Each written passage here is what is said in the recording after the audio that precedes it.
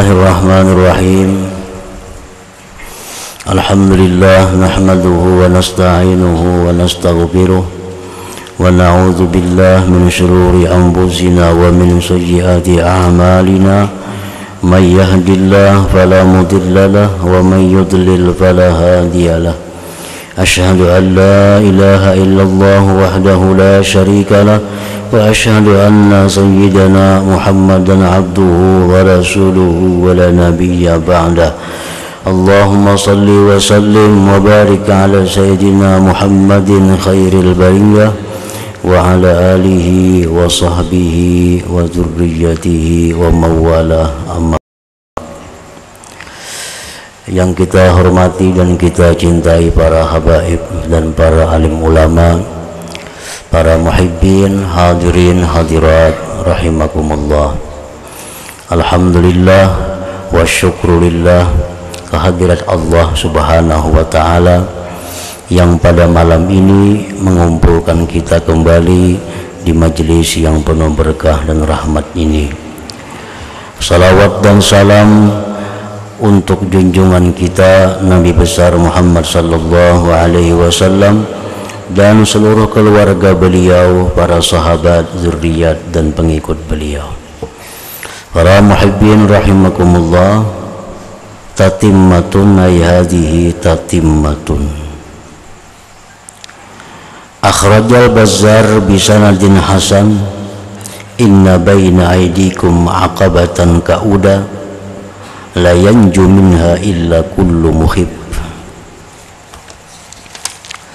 Wa Tabarani bi sanadin sahih, inna wara'akum aqabatan ka'uda la yajuzuha al-muskilun.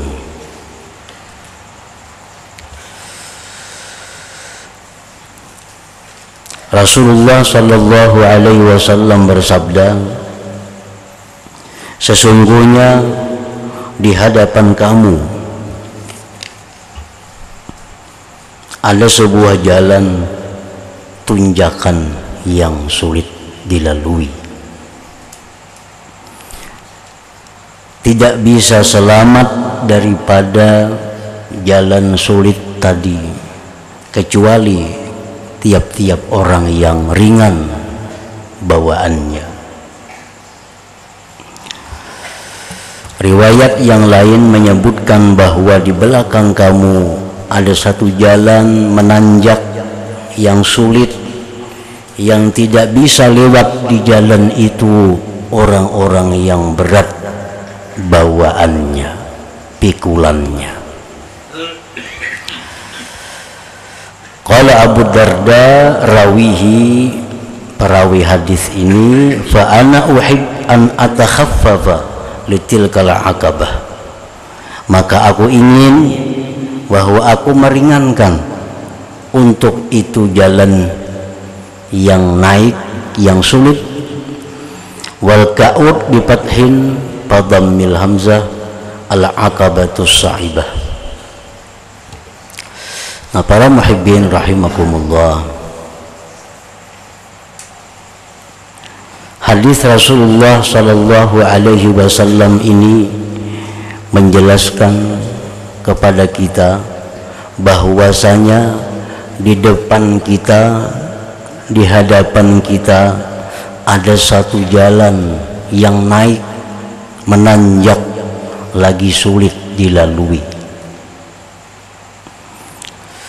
Tidak bisa selamat lewat di jalan itu orang-orang yang membawa beban yang berat.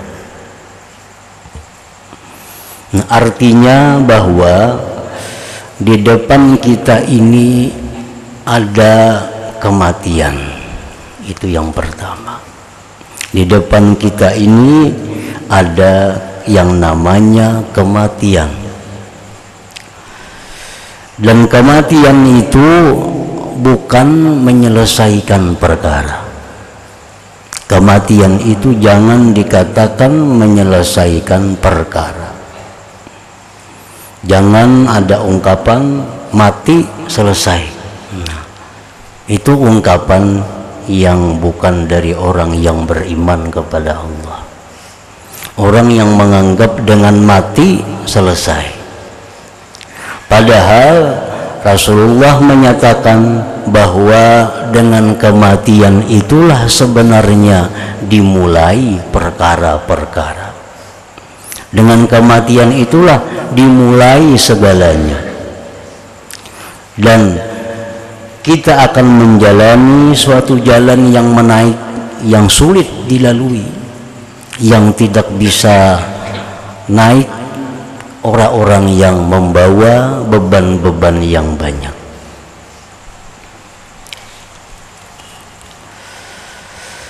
Wat-Tabarani kharaja sallallahu alaihi wasallam yawman wa huwa akhidun bi yadi Abi Dzar faqala ya Aba Dzar a'alimta anna baina aydina 'aqabatan ka'uda la yas'aduha illa al-muhibbun.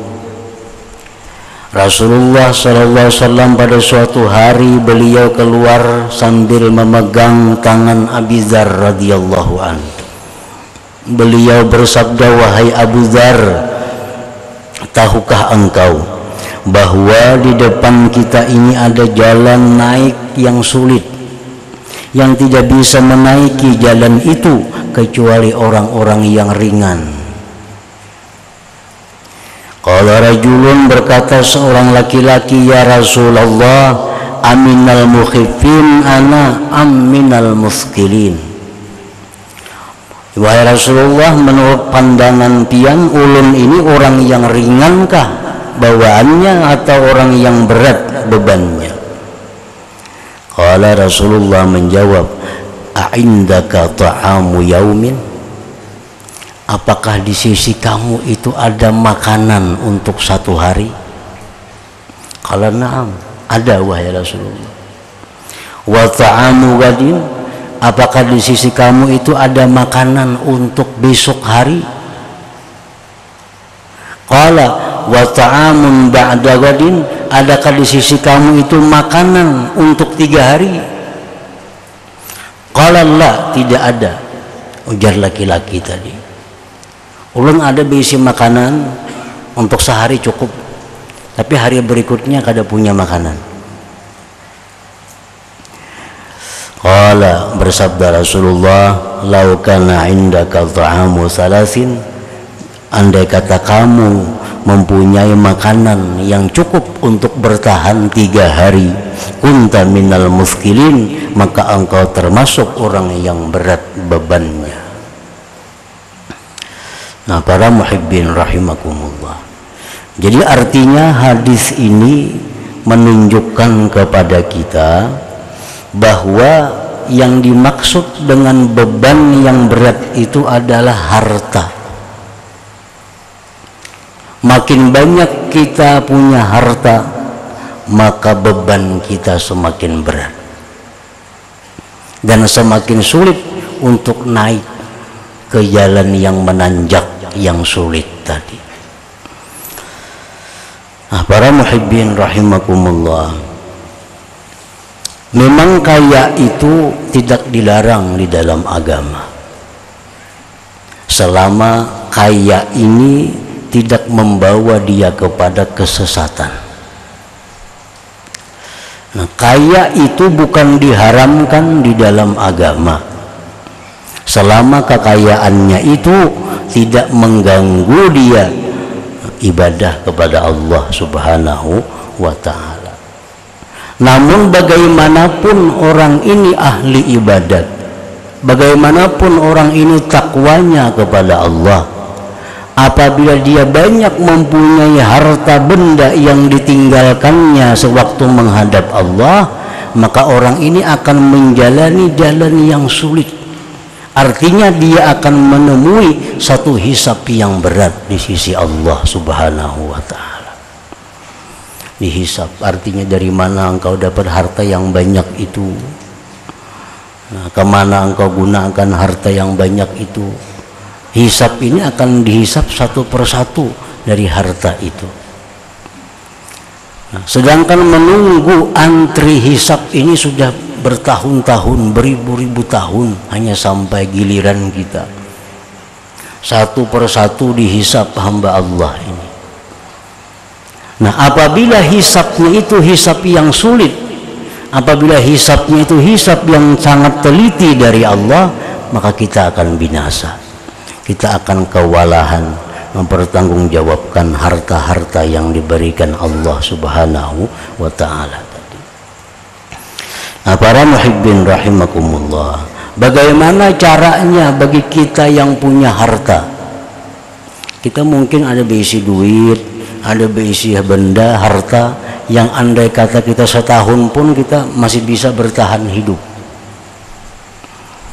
Kita ada berisi duit, ada berisi macam-macam yang andai kata setahun kalau ada masuk duit kita masih bisa hidup dengan harta yang ada ini. Ini jelas sudah termasuk orang yang berat. Nah, karena untuk 3 hari kita punya bekal, 3 hari ke depan itu sudah dianggap Nabi muskilin, orang yang berat bebannya. Apalagi harta kita umumnya kalau bertahan sampai berpuluh-puluh tahun.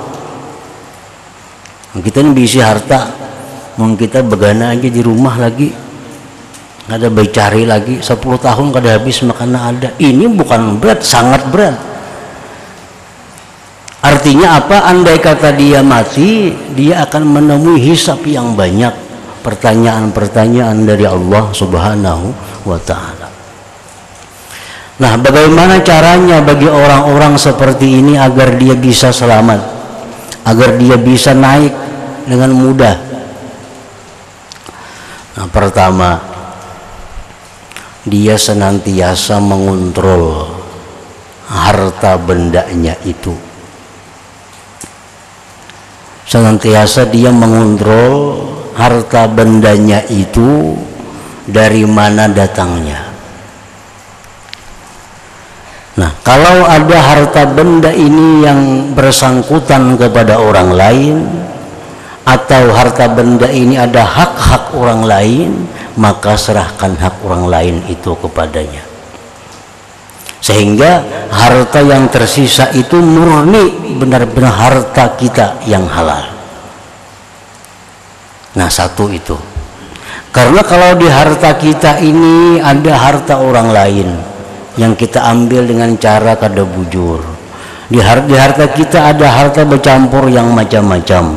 Nah, kita mati tanpa ada pemisahan-pemisahan harta sebelumnya, ini sudah jelas mati dalam keadaan susah dan sulit. Nah, jadi harta benda kita ini kita kontrol, kita cek. Adakah kita ini punya hutang kepada orang? Adakah kita ini punya kewajiban-kewajiban yang belum terbayar? Adakah kita punya pembantu buruh yang selama ini bekerja lawan kita, kita lupa membayarnya? Nah, kita periksa itu. Nah, kalau ada itu selesaikan. Habis selesai, sehingga harta yang tersisa ini adalah harta mutlak halal, kada ada bersangkut paut dengan orang lain. Nah, ini satu jalan sehingga harta ini menjadi harta kita yang mutlak, yang halal, tanpa ada ikatan dengan harta orang lain. Satu itu. Nah, lalu dilanjutkan cara yang kedua. Sebagian harta-harta kita ini jangan sampai kita bawa mati. Artinya apa? Artinya kita mati itu harta masih milik kita, sehingga terjadi waris mewaris kayaknya. Nah, hendaknya harta ini lebih dahulu meninggalkan kita sebelum kita meninggalkan harta. Harta yang sudah kita bersihi tadi, harta yang sudah bersih, yang sudah kita yakini ini harta halal, kalau ada sangkut paut dengan orang lain, hendaknya harta ini lebih dahulu meninggalkan kita sebelum kita meninggalkannya.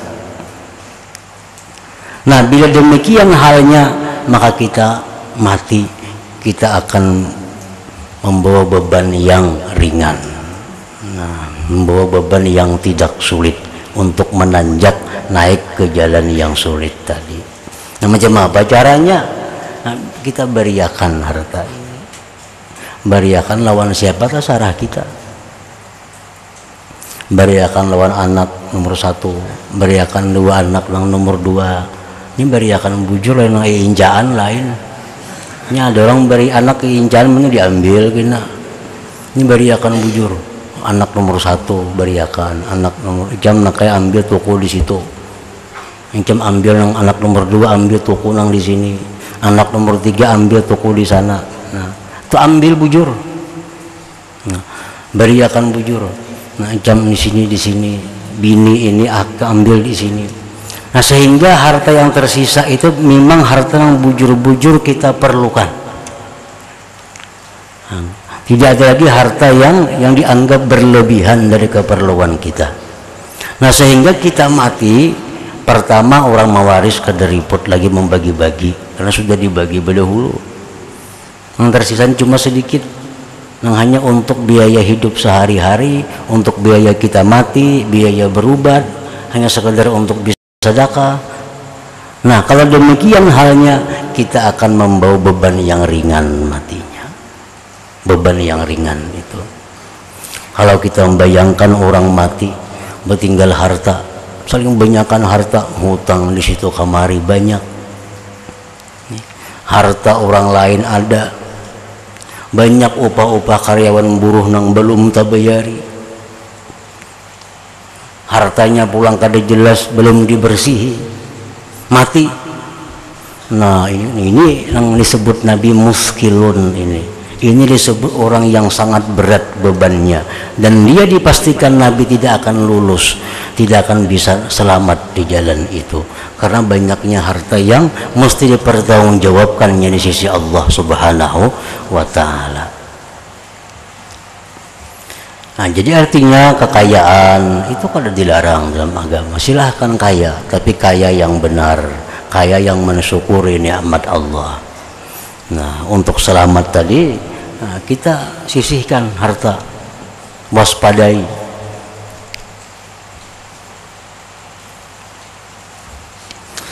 Wa Tirmidzi wa hasanahu al-kayyisu man dana nafsahu wa amila lima ba'dal maut. Orang yang cerdik pandai itu, ujar Rasulullah sallallahu alaihi wasallam, orang yang selalu menghitung akan dirinya dan beramal untuk sesudah kematian. Wal ajizu man atba'a nafsahu hawa wa tamanna 'ala Allah azza wa jalla. Dan orang yang lemah itu, orang yang tidak pintar itu, orang yang mengikutkan nafsunya akan kehendak nafsunya, dan dia berangan-angan atas Allah azza wa jalla. Orang yang menuruti kehendak nafsunya, apa hendak nafsu turuti sambil berangan-angan Allah menyayangi dia, berangan-angan Allah mengampuni dosanya, berangan-angan Allah memasukkan dia ke dalam surganya, padahal kelakuannya selalu mengikuti keinginan hawa nafsu. Itu disebut Nabi orang yang ajis, orang yang lemah akalnya. Nah, para muhibbin rahimakumullah, jadi pekerjaan seperti tadi itu pekerjaan untuk sesudah mati. Kita kontrol harta kita, jangan sampai kita mati ada hak orang lain dalam harta kita.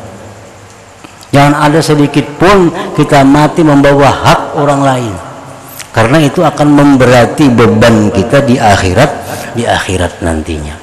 Jadi kita pastikan bujur bahwa harta yang ada pada kita ini adalah harta yang didapat dengan jalan yang benar dan tidak ada sangkut paut dengan orang lain.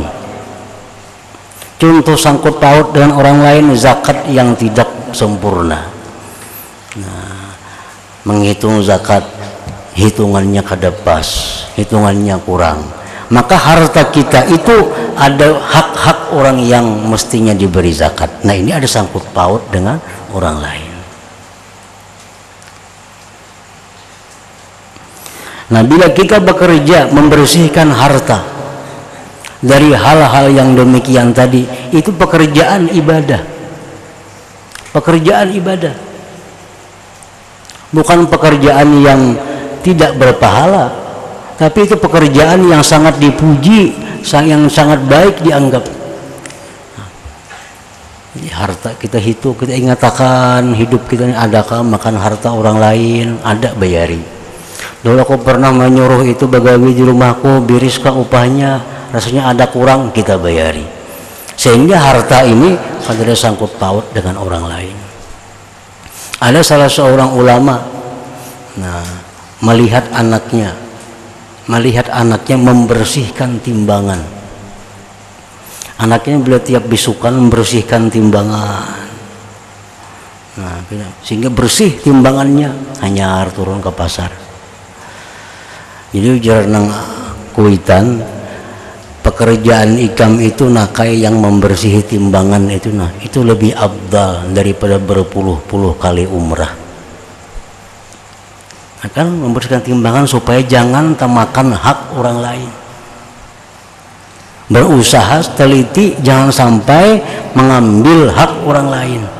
Dibersihkan timbangan dengan sebersih-bersihnya.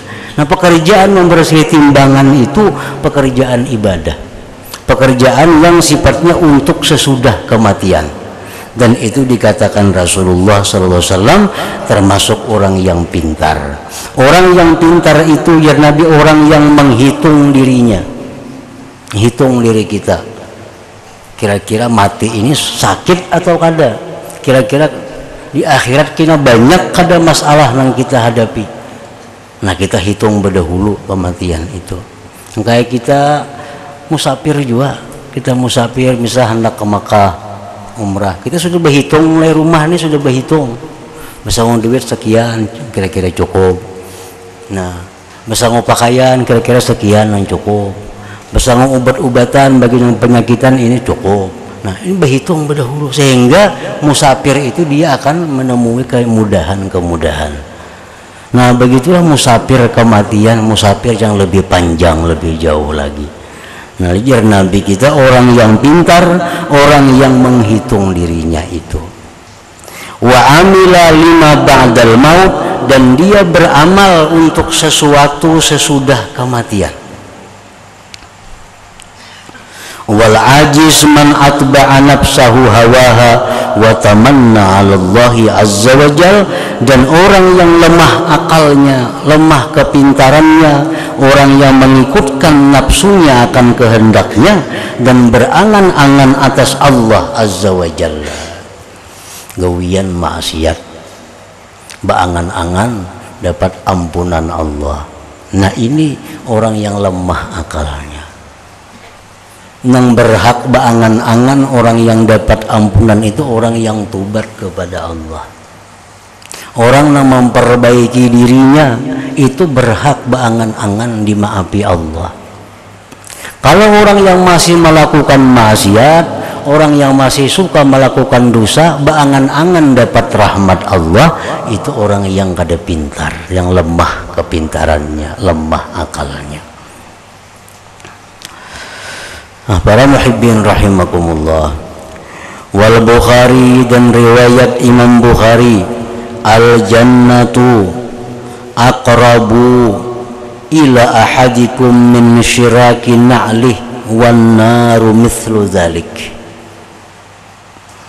Ujar Nabi kita lagi bahwasanya surga itu lebih dekat kepada salah seorang kamu dari tali sandalnya sendiri.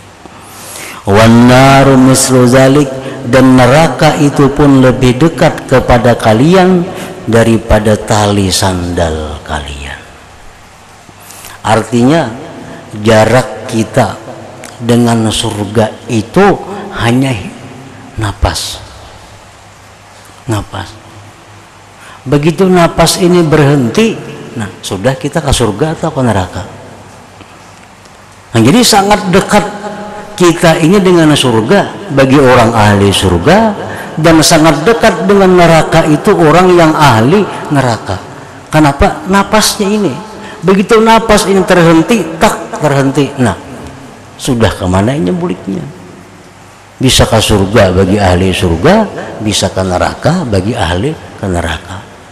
Jadi jangan dianggap jauh, surga dan neraka itu sangat dekat kepada kita, lebih dekat daripada tali sandal kita, ujar Nabi sallallahu alaihi wasallam. Wal Hakim wa sahahahu, riwayat Imam Hakim dan beliau sahihkan hadis ini iqtarabatis sa'ah, kiamat itu sudah dekat. Dilihat dari tanda-tandanya, nah kiamat itu sudah dekat.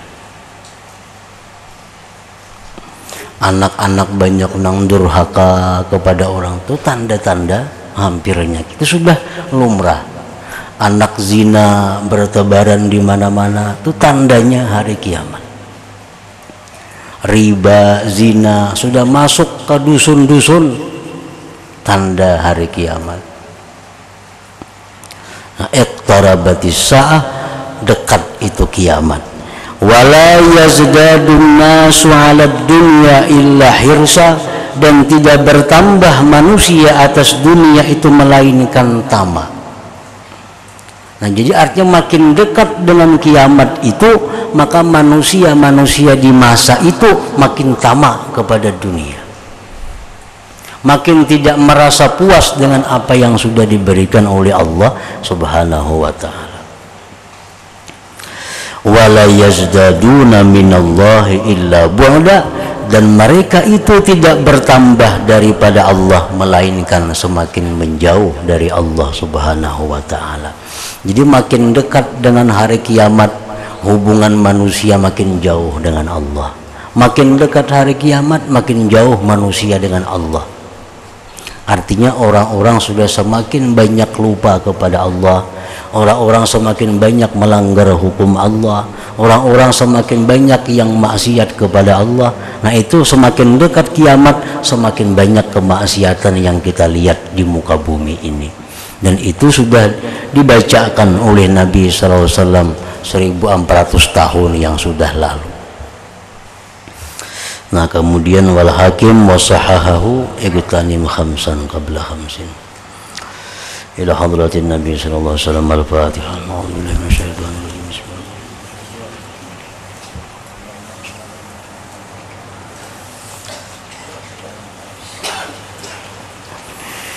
Asyhadu an la ilaha illallah wahdahu la syarika lahu wa asyhadu anna sayyidana Muhammadan abduhu wa rasuluh.